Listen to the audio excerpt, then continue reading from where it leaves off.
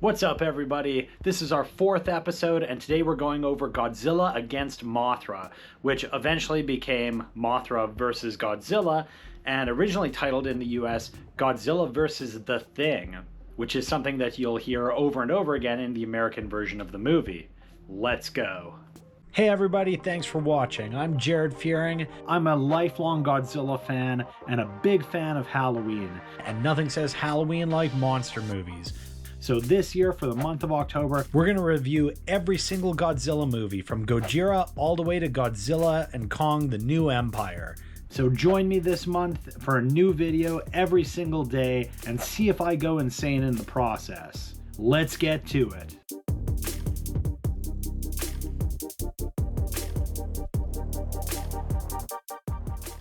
Mothra vs. Godzilla takes a page out of the original Gojira book by having a heavy theme to the movie. And the theme for Mothra is almost always environmental care. A large part of the plot is taking care of the environment, and that it's where we live. It's not a thing that's necessarily for sale. And that's a major plot point in the movie when a Mothra egg washes up on shore and the landowners officially buy the egg so that it's theirs, and then they try to create it into an attraction by putting up a greenhouse of sorts over top of it.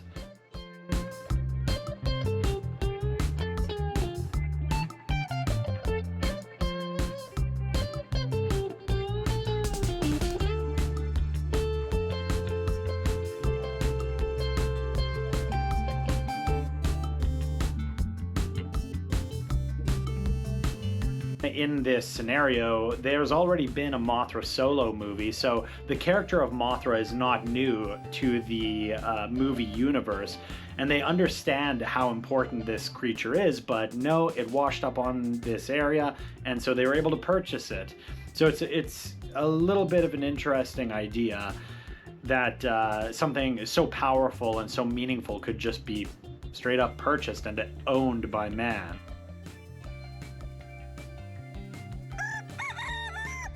Godzilla doesn't even appear in this movie until the 32-minute mark, so there's a lot of exposition and story happening on the human side of things, but the human story is honestly not that interesting to me for this movie.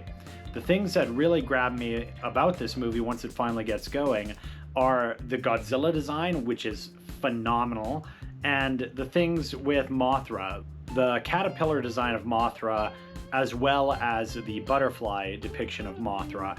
And it's actually 3 different Mothras, as they explain in the film. The adult Mothra ends up being killed by Godzilla, and then when the egg finally hatches, we get 2 new ugly little caterpillar cocoon Mothras. That wasn't very good. I'm going to cut all of that. This design of Godzilla is one of my favorites. It's made to look really mean and serious, and the tone of the movie follows that. This is a pretty serious movie, honestly, especially after the comedic follow-up of King Kong vs. Godzilla that had a lot of good humor and like jokes that they were actually trying to deliver. This movie is pretty much deadly serious. And the Godzilla design, whereas in King Kong vs. Godzilla looks very frog-like and a little bit silly, a little bit softer, this Godzilla looks pissed off and mean. And they have one of the coolest Godzilla intro scenes in any of the movies. It's very, very unique. Godzilla actually comes out of the sand, and it looks great. Here, Godzilla is much more of an unstoppable force, kind of back to what we saw in Gojira. The military tries to stop him on multiple occasions, and basically he just wipes them out. So it's pretty cool to see them go back to the more serious roots, if only for a brief moment, because things are going to change pretty drastically by the time we get to the next film in the series, Ghidorah the Three-Headed Monster. In the American version of this movie, they constantly refer to Mothra as the Thing, and that is again because it was actually released as Godzilla vs. The Thing. Mothra, I don't believe, had been released yet in the US, and so its solo movie that sets up the character was never seen. And so just like with Gigantus, the fire monster, it had been kind of rebranded its own thing. No pun intended. The battle scenes in this are great. You can tell that they're hitting their strides with the outfits of Godzilla and the puppetry of Mothra.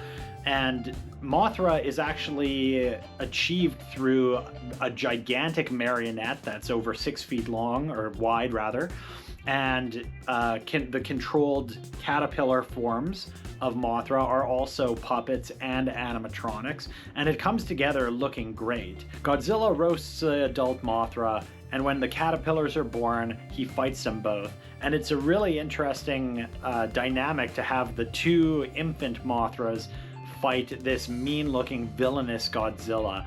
And they handle the fight scene incredibly well, and it's got a real satisfying conclusion. The battle scenes are great considering what's being set up. I mean, common sense would be just that Godzilla would absolutely destroy these youthful Mothras, but they have a good game plan, let's put it that way. It's not my favorite movie in the series because the story does tend to drag on a little bit, but the Godzilla scenes are top-notch, the Mothra scenes are top-notch. I really like the step they're going forward with the special effects, and for that reason, I'm gonna recommend this movie. Not highly recommend, just recommend. It's worth watching for the Godzilla scenes alone, but the human story is incredibly forgettable. Stick with us next time and we'll review Ghidorah the Three-Headed Monster.